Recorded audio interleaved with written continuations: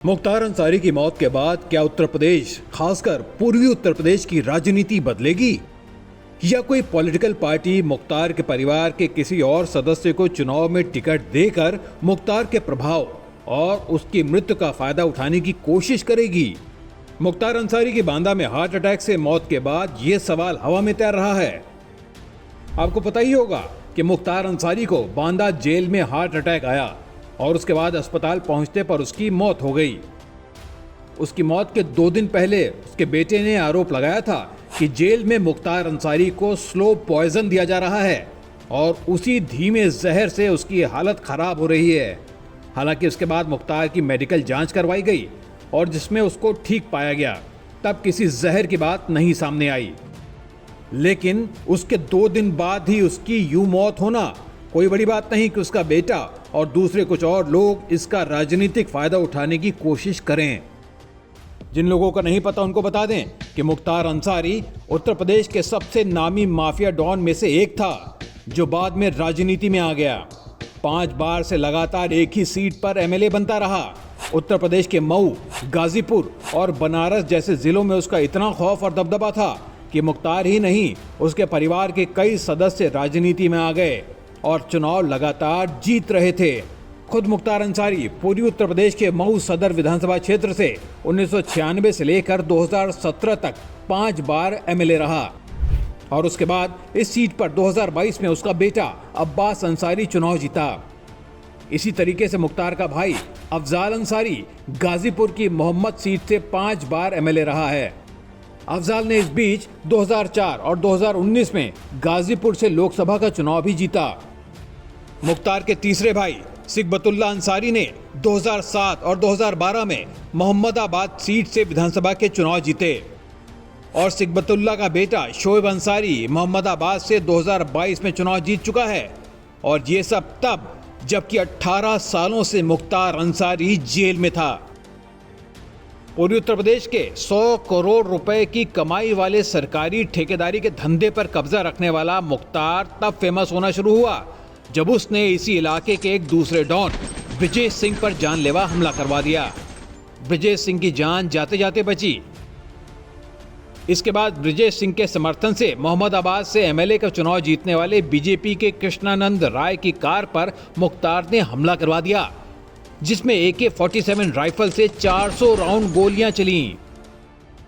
इस हमले में कृष्णानंद राय समेत 6 लोगों की मौत हुई, जिसमें यूपी कांग्रेस के मौजूदा अध्यक्ष अजय राय के भाई अवधेश राय भी थे। इस हत्याकांड से पूरा यूपी दहल गया था और इसी के बाद हर पार्टी मुख्तार के प्रभाव का फायदा उठाती रही और मुख्तार अपने राजनीतिक प्रभाव का। लेकिन अब मुख्तार के न रहने पर क्या उत्तर प्रदेश की राजनीति में बदलाव आएगा? देखिए, ये तो मानना पड़ेगा कि पहले प्रयागराज यानी इलाहाबाद के माफिया डॉन अतीक अहमद और अब मुख्तार के न रहने से एक चीज जो बदलती दिख रही है वो ये कि राज्य की राजनीति में खौफ और आतंक की राजनीति कम तो जरूर होगी। कुछ लोग ये आरोप जरूर लगाएंगे कि यूपी के सीएम योगी आदित्यनाथ मुस्लिम बाहुबलियों को खत्म करवा रहे हैं और ये बीजेपी का अपना तरीका है। लेकिन जिस तरह से कानपुर के विकास दुबे की मौत हुई थी और अभी हाल ही में जिस तरह से एक और डॉन धनंजय सिंह को सजा हुई है, उससे साफ है कि यूपी बदल तो जरूर रहा है। ये सही है कि अब भी राजा भैया जैसे कुछ लोग हैं जो अपने दबदबे की वजह से राजनीति में हैं। लेकिन एक समय था जब गोरखपुर से लेकर मेरठ, गाजियाबाद तक ऐसे न जाने कितने लोग थे जो अपराध के रास्ते राजनीति में आए और राजनीति के साथ साथ अपना आपराधिक कारोबार बदस्तूर चलाते रहे। हरिशंकर तिवारी, ब्रजेश सिंह, मुख्तार अंसारी, अतीक अहमद, DP यादव, मदन भैया, धनंजय सिंह, ऐसे तमाम लोग हैं जिनकी यूपी की राजनीति में पूछ थी। समाजवादी पार्टी हो या फिर BSP यानी बहुजन समाज पार्टी, सबकी सरकारों में ये लोग आसानी से शामिल हो जाते थे और उनका रुतबा कायम रहता था। योगी आदित्यनाथ के मुख्यमंत्री बनने के बाद से तस्वीर बदली जरूर, लेकिन कोई ना कोई पार्टी ऐसे लोगों को टिकट देती रही।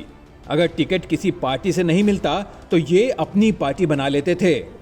फिर या तो कोई पार्टी सपोर्ट कर देती या फिर तमाम पार्टियां इनके खिलाफ अपना कैंडिडेट ही नहीं उतारती थीं, तो दबदबा कायम था। इसमें मुख्तार और अतीक का रुतबा इसलिए भी अलग था क्योंकि उनको मुस्लिम वोट भी पूरे मिलते थे। इसीलिए भी कोई भी पार्टी उनसे पंगा नहीं लेती। एक समय मुख्तार, अतीक और आजम खान की वजह से ही समाजवादी पार्टी की मुस्लिम वोटों पर बहुत ही मजबूत पकड़ हो गई थी। इसीलिए इस बात की बहुत अधिक आशंका है कि मुख्तार की मौत को अब एक साजिश का नाम दिया जाए, जिससे इसका राजनीतिक फायदा मुसलमान वोट के रूप में लिया जा सके। खुद मुख्तार के बेटे ने ये बात उठा दी है, लेकिन तमाम मीडिया वाले, सोशल मीडिया इन्फ्लुएंसर्स इसको आगे बढ़ाने में जुट सकते हैं। कुछ लोगों ने तो ऐसे ट्वीट करने भी शुरू कर दिए हैं।